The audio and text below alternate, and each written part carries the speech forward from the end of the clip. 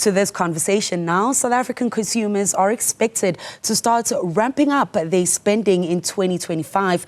NielsenIQ's latest mid-year consumer outlook reveals that 2 out of every 10 South Africans feel they are thriving financially, and 4 out of 10 are a little better off when compared to the same period last year. In contrast, 3 out of 10 feel their financial situation has worsened over the past year. Kim Reddy, Nielsen's IQ Consumer Market Intelligence Lead, joins us now to make sense of this mixed consumer position. Kim, thank you so much for talking to us. Now, the report is conducted globally.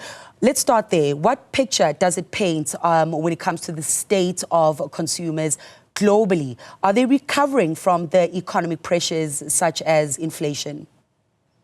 Hi, Antonio. Thank you for having me. Yes, so globally, the picture seems to be turning. People are a little bit more confident and more positive. So inflation is also slowing down. So we're definitely expecting to see more positive growth in the next year, in 2025. We anticipate that there will be 6% growth in spending versus this year, with an increase of approximately $3 trillion more money coming in from consumers than in 2024.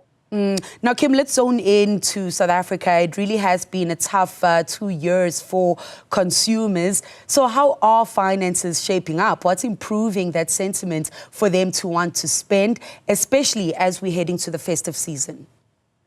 I think a lot of things have changed. So consumer confidence is growing again. A lot had to do with instability that came prior to the elections. The elections completed has now created a little bit more stability, created a little bit more confidence in consumers.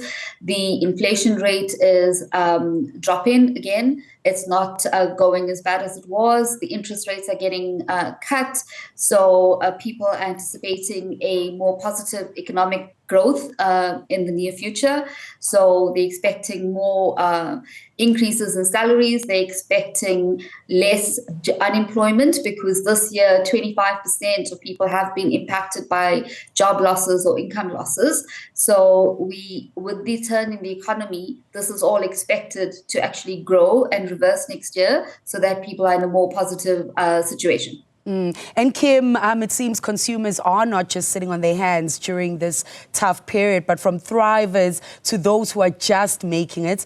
How are those consumers working towards trying to stretch their income? And what are they putting in those extra hours to really see, improvements in their income, so that they are able to spend without worrying about getting themselves into debt or taking on too much expenses?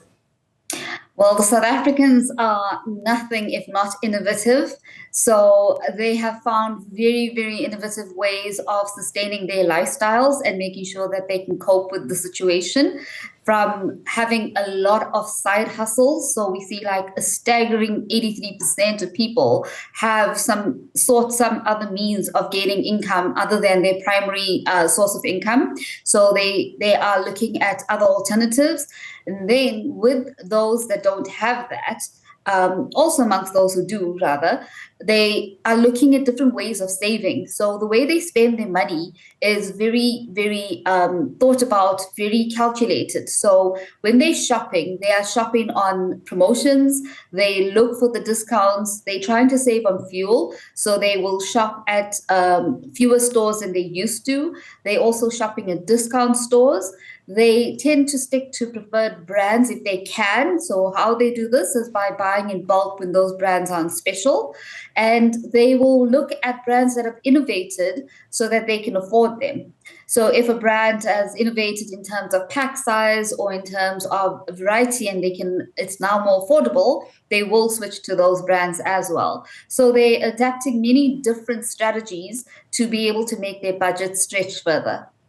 Well, it's positive sentiments, Kim, ahead of the festive season, as I said earlier.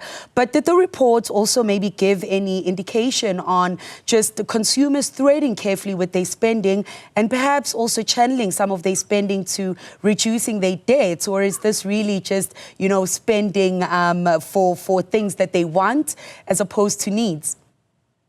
Yeah, so people are actually focusing on what is essential. So they're cutting back on the non-essentials.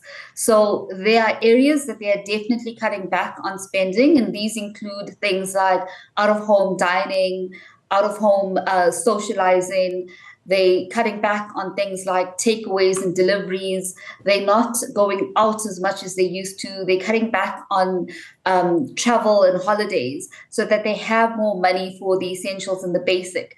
In terms of debt, though, we have about 25% of people who have said that they will have to increase their personal debt in order to sustain their current lifestyle. So unfortunately, we don't see the debt coming down, but people are looking to increase that to be able to survive on what they normally have, right? But hopefully, with the change in economy and with inflation coming down and with hopefully more increases in salaries, this won't be the case going into 2026 and further. Well, Kim, thank you so much for those insights this afternoon. Of course, Kim Reddy is the Consumer Markets Intelligence Lead at NielsenIQ.